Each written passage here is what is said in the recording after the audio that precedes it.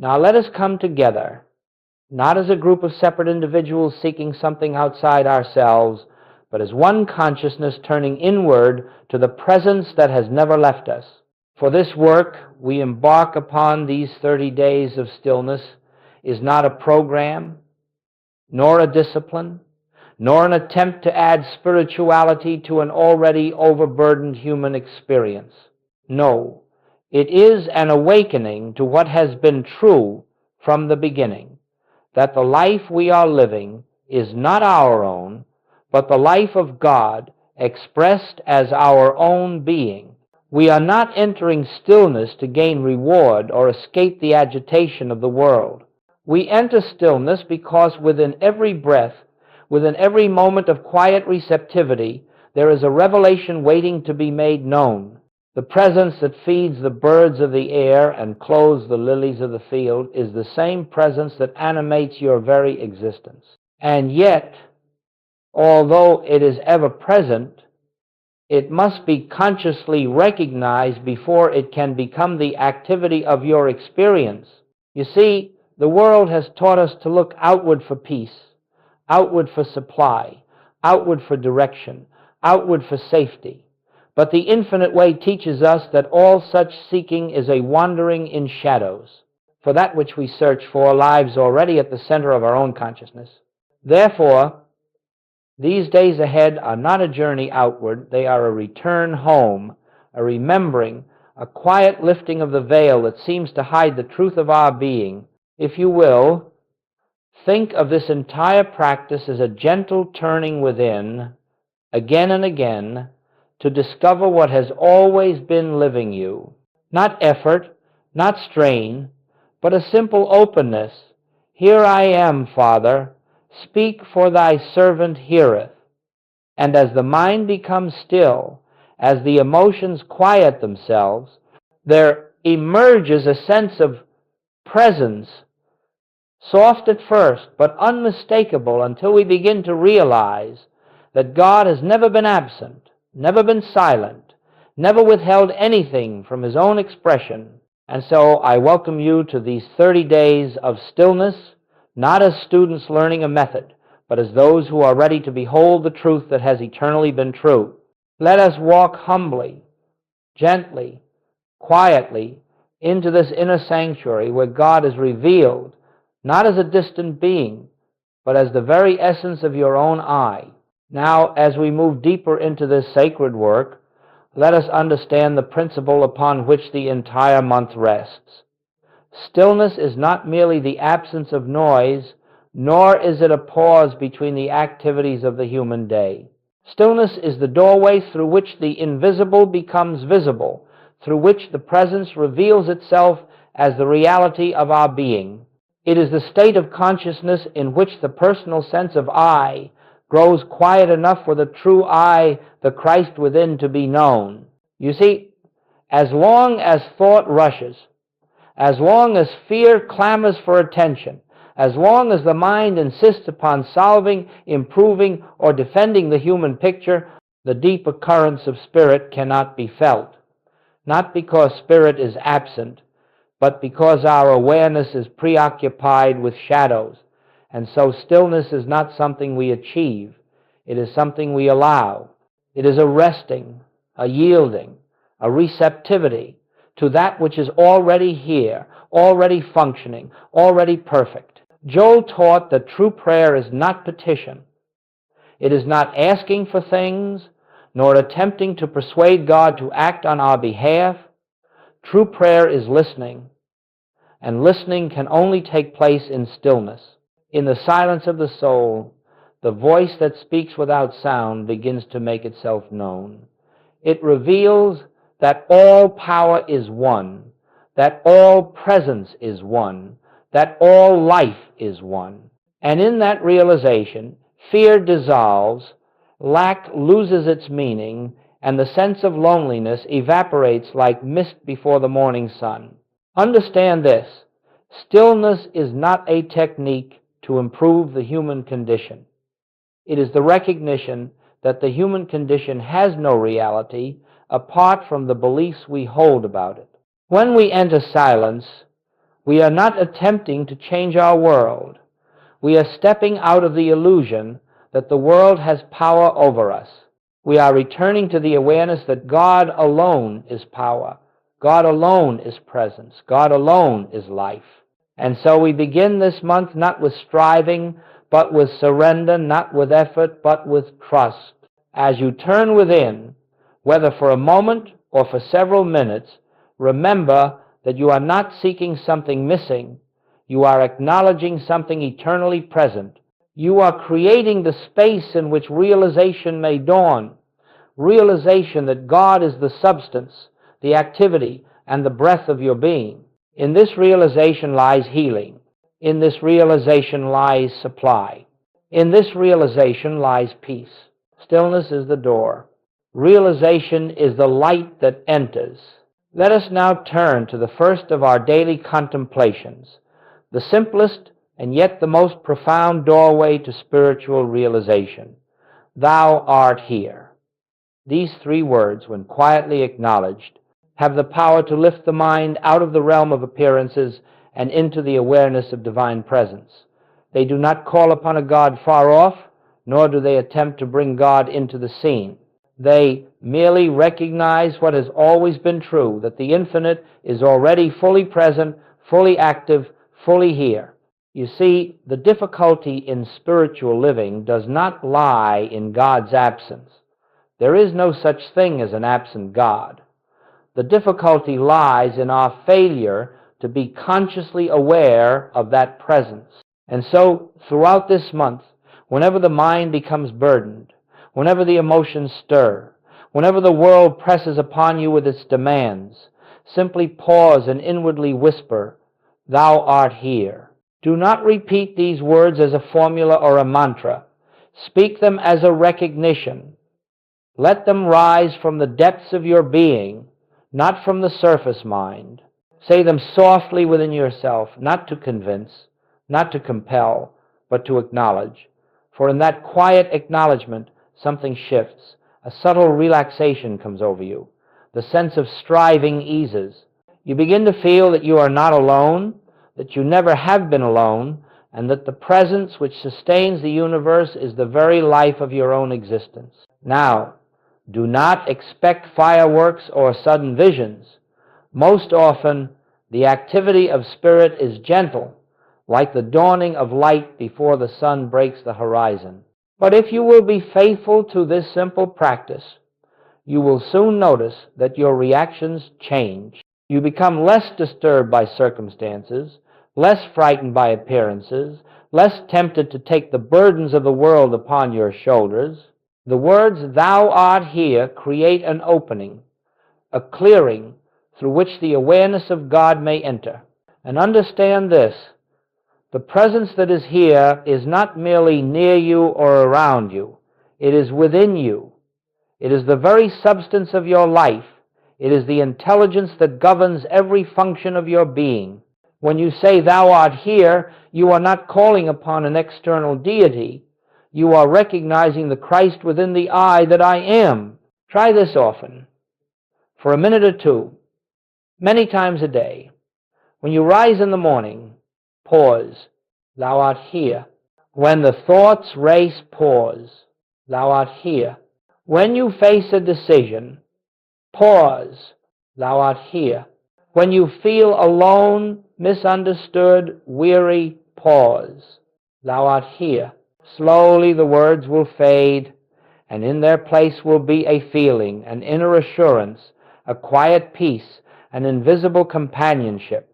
This is the beginning of the month's unfoldment, the first step into the sacred sanctuary of your own being. Now, as we enter more deeply into this sacred journey, let us understand that these 30 days are not a discipline of the mind, nor are they a program to accomplish spiritual goals. They are an unfoldment, a revealing of what has eternally been true but seldom recognized. Each day offers not a new truth, but a new opening to the same truth, the one presence, the one power, the one life, expressing itself as your very being. You may notice in these weeks ahead that some days feel effortless. A line such as "I and the Father are one" may lift your consciousness instantly into quiet assurance. On other days, the mind may resist, the emotions may stir, and the world may pull insistently at your attention. But understand this, both the easy days and the difficult ones are part of the same unfoldment. The surface mind may fluctuate, but the activity of spirit does not. It works within you whether you feel it or not. And so we use these 30 contemplative lines not as affirmations to change our human experience, but as invitations, doorways for the light within to shine more freely. Whether it is, I live, yet not I, or the kingdom is within, or my peace I give unto you, or I am the place where God shines forth. Each line carries within it a spiritual seed. You do not need to analyze it. You do not need to force understanding. You simply hold it gently in consciousness, like placing a seed in fertile soil. Then you step aside and allow the invisible to do its work. Throughout this month, approach each day with fresh receptivity. The truth never repeats itself in the same way. The mind may repeat words, but realization is always new, always living, always spontaneous. One day the line, "There is only one power," may appear to address fear. Another day it may speak to your sense of supply. On yet another, it may dissolve the subtle belief that you can be separated from God for even an instant. You see, the power is not in the words. The words are merely symbols, markers, that point to an inward reality. If you allow them to rest softly in your awareness, you will find that the words fade and the silence beneath them begins to speak. And it is the silence, not the statement, that heals, reveals, restores, and transforms. Therefore, do not rush through these 30 contemplations, nor judge the results by appearances. Spiritual unfoldment is seldom noisy. It does not announce itself.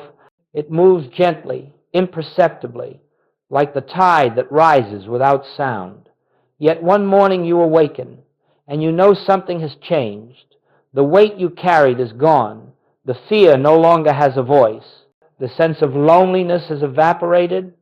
You feel accompanied, upheld, guided. This is the fruit of daily stillness. This is the fruit of quiet recognition.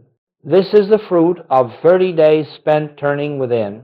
And though you may not see the entire transformation while you are in the midst of it, the unfoldment is taking place nonetheless. The spirit within you never sleeps. Its activity continues even when you are unaware of it.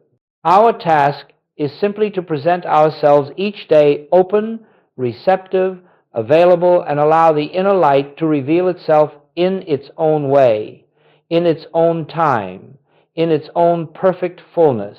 Now, as we continue in this sacred practice of daily stillness, something subtle yet profoundly transformative begins to take place within you. It does not arrive with fanfare, nor does it announce itself with emotional excitement. It comes quietly, as a gentle movement of the spirit, a soft unfolding of awareness that Joel called the inner hearing. You see, the spiritual life is not lived through the human mind. The human mind is an instrument of analysis, of memory, of reason, and all these have their place in the world of appearances. But they cannot touch the infinite. They cannot grasp God. They cannot reveal the presence. Only the inner ear, that deep faculty of spiritual discernment, can receive the impartation of truth. And this inner ear awakens, not through effort, but through silence. As you sit in stillness, whether with the words, "Thou art here," or "I and the Father are one," or any of the contemplations we shall explore this month, you are tuning your consciousness to the frequency of spirit. You are creating the conditions in which realization may dawn. And then, without warning, without planning, there comes a moment when a truth rises within you, not as thought, not as memory, but as revelation. This is the inner hearing. It may come as a deep sense of peace, unconnected to any circumstance. It may come as clarity, a sudden knowing of what is right without any reasoning. It may come as a lifting of fear, so gentle that you hardly notice when it left. It may come as love, love that does not originate in the mind, but pours forth from a depth you did not know you possessed. Do not misunderstand. This is not imagination. It is not self-suggestion. It is the activity of the Spirit of God within your own consciousness. It is the Christ, the true identity of you, breaking through the clouds of personal thinking and revealing itself as your real self. And hear this well. Inner hearing does not depend on your worthiness. It does not depend on your purity of thought, nor on your emotional harmony, nor on your spiritual accomplishments. It depends only on your willingness to become still, still enough for the noise of the world, the noise of fear, and the noise of personal striving to subside. When the mind is quiet, even if only for a moment, the inner ear opens. When the heart is receptive, even if only slightly, the light of realization enters. When you cease trying to reach God, God reveals himself as the very being you have never ceased to be. And so throughout this month, as you return to stillness, you will gradually discover that a new dimension of life is unfolding within you. You begin to sense that guidance is no longer sought from the outside. It arises from within. You feel that strength is no longer the result of effort. It comes as grace. You notice that harmony is no longer created. It is revealed. This is the fruit of inner hearing. This is the beginning of spiritual realization. This is the awakening of the divine consciousness that has always been the center of your being. And once this inner hearing begins to function, even faintly, it will continue to grow. It will speak more clearly, more frequently, more naturally. It will become the quiet voice that walks with you, the silent companion that precedes you, the invisible presence that sustains you. And you will know beyond all doubt that you are being led not by human will, but by the Spirit of God. As we continue in these daily contemplations, something begins to take place within you, quietly, steadily, almost imperceptibly at first. It is not dramatic. It is not emotional. It is not accompanied by sudden bursts of spiritual excitement. It is a transformation, but a transformation so gentle, so inward, that you may not notice it until you look back and discover that the landscape of your consciousness is no longer the same. You see, spiritual growth is not measured by outer achievements. It is not measured by visions, nor by sensations, nor by changes in circumstance. It is measured by the degree to which the personal sense of self yields to the realization of the presence within. And this yielding happens slowly, tenderly, through the simple act of stillness. One day, you will discover that situations which once disturbed you no longer hold the same power. You will find that the reaction which once sprang up instantly, fear, irritation, anxiety, has lost its foundation. A space has opened within you, a stillness that meets the world with peace rather than resistance. This is not something you have done. It is something that has dawned through grace. Another day, you may notice that the sense of loneliness has begun to fade. You feel accompanied, upheld, guided. Even in moments when you appear to be physically alone, there arises a gentle assurance. You are not walking this path by yourself. The presence that you have acknowledged in stillness reveals itself as the companion of every breath, the intelligence behind every step. You may also see changes in your sense of supply. You no longer look outward to people, circumstances, or opportunities as sources of your good.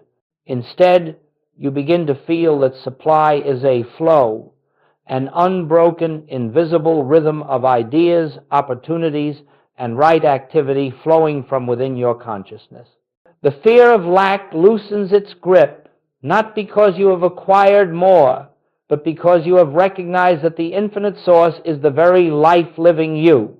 In your relationships, too, the transformation expresses itself. You begin to behold others not as personalities to accept or reject, not as bodies to please or challenge, but as the same Christ expressing through different forms.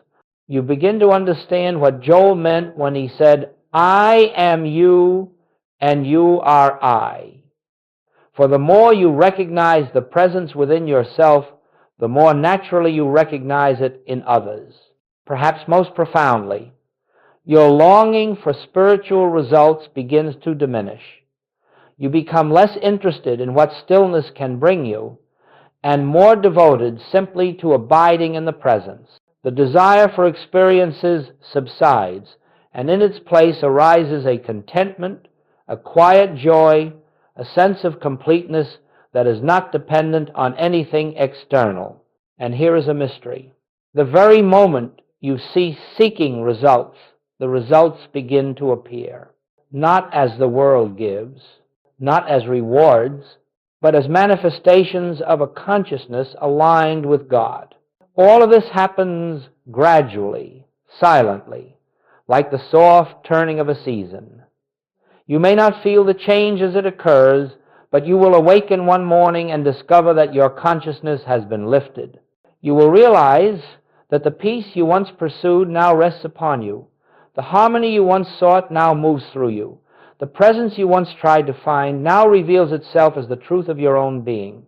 This is the quiet miracle of these 30 days. This is the transformation born of stillness. This is the fruit of letting the inner light shine in its own effortless way.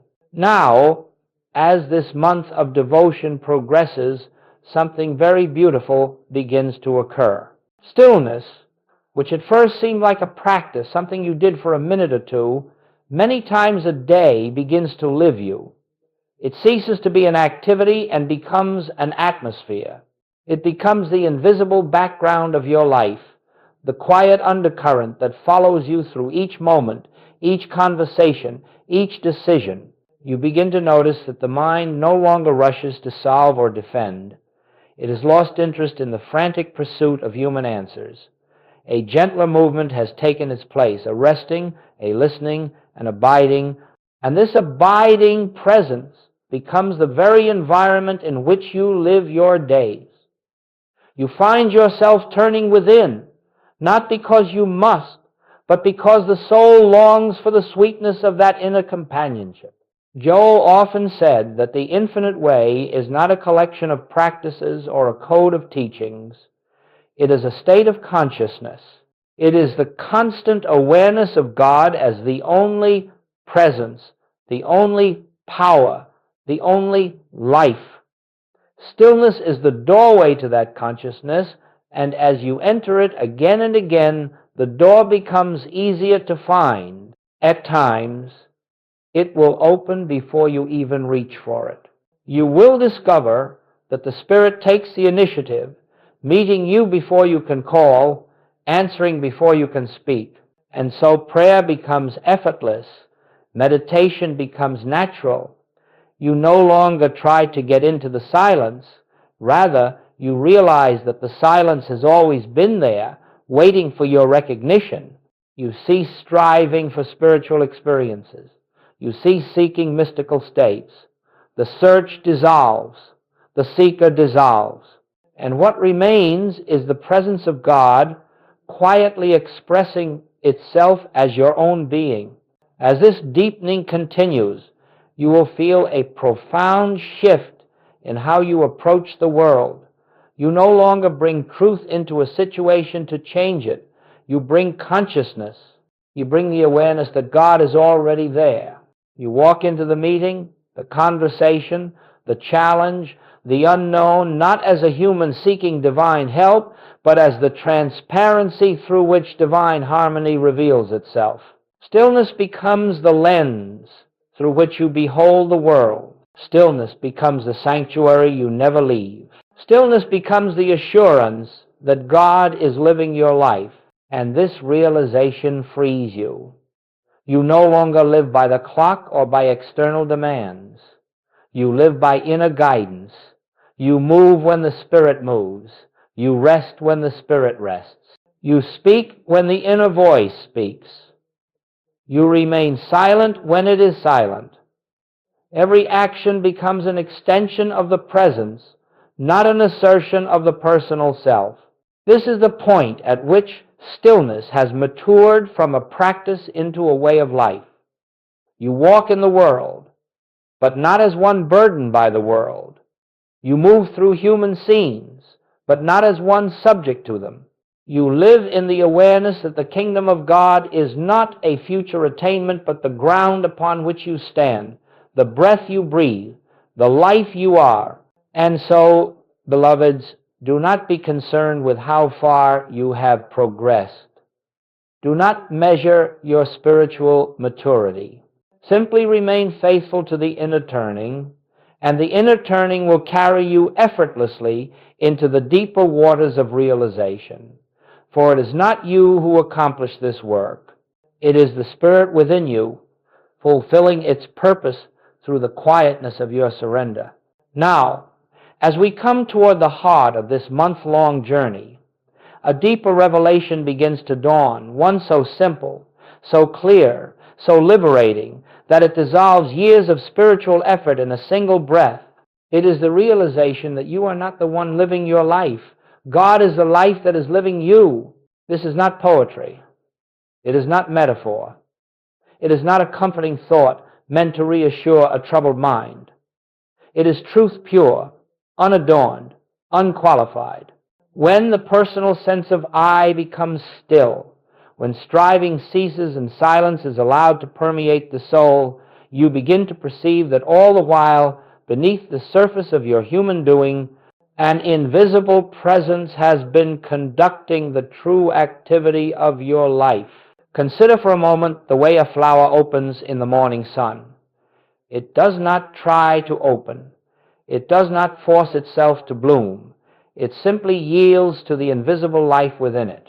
That life is its intelligence, its purpose, its direction. So it is with you. The life you believe belonged to your human personality has never been yours. It has always been the expression of the infinite made visible through you. When Joel said, "I can of mine own self do nothing," he did not speak of helplessness, nor was he confessing weakness. He was expressing the highest form of spiritual recognition that the personal sense of self has no power, no wisdom, no life of its own. And yet, when it yields, the divine self, the Christ, the I Am, shines through with effortless grace. In the stillness, you begin to sense this great truth. You notice that inspiration arises without your thinking. Solutions present themselves without your seeking. Strength appears without your effort.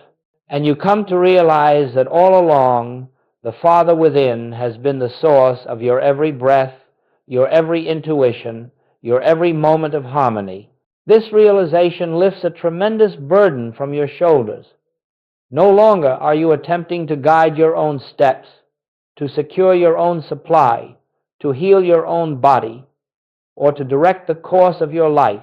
The responsibility is released not into chance, not into fate, but into the hands of the very presence that is living you. Life becomes a listening.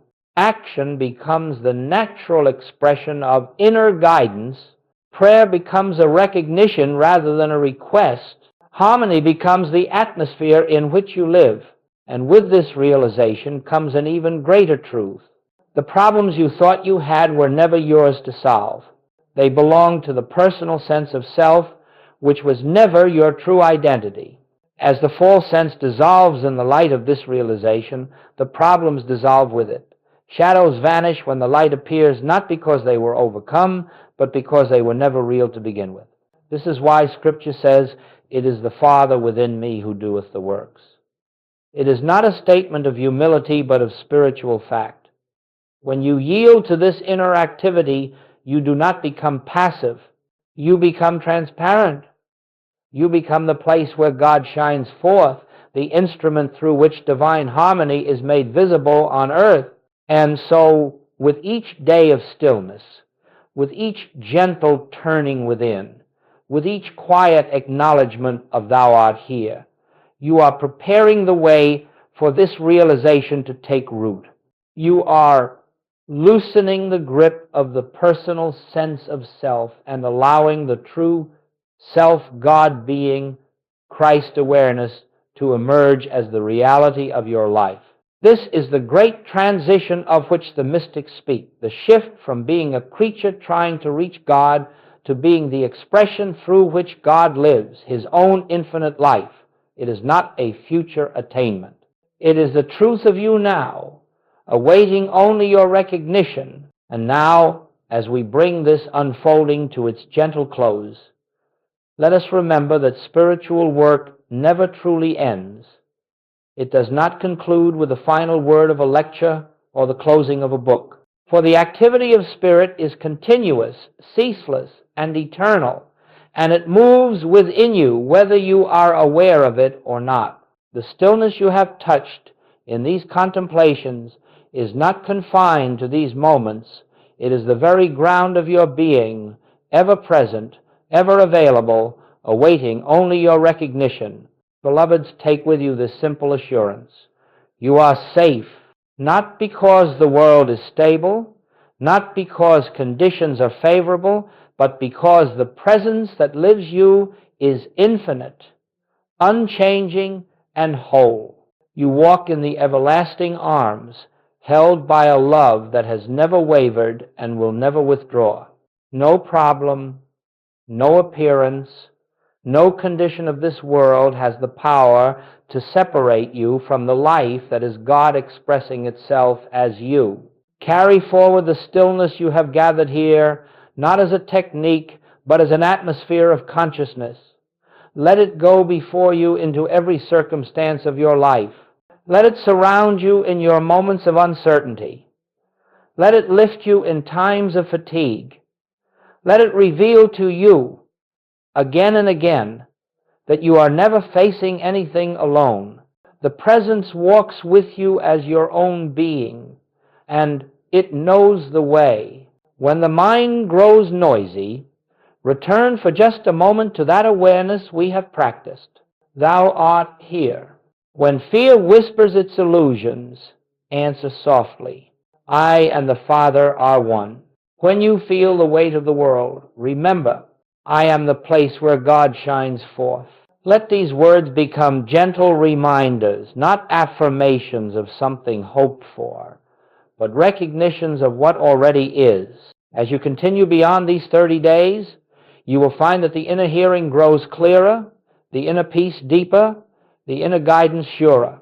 You will discover that the life you are living is not yours to manage, but yours to behold as the unfolding of divine grace, and you will walk through your days not as one struggling to reach God, but as one in whom God is already living, already expressing, already fulfilling His own infinite purpose. And now, let us rest for just a moment in the silence together, not to seek, not to ask, not to accomplish, but simply to be and to know Thou art here. All is well. Peace abides. May the grace of the infinite go before you. May the light of the Christ shine within you. And may the presence that is your very life be revealed to you more deeply with every passing day.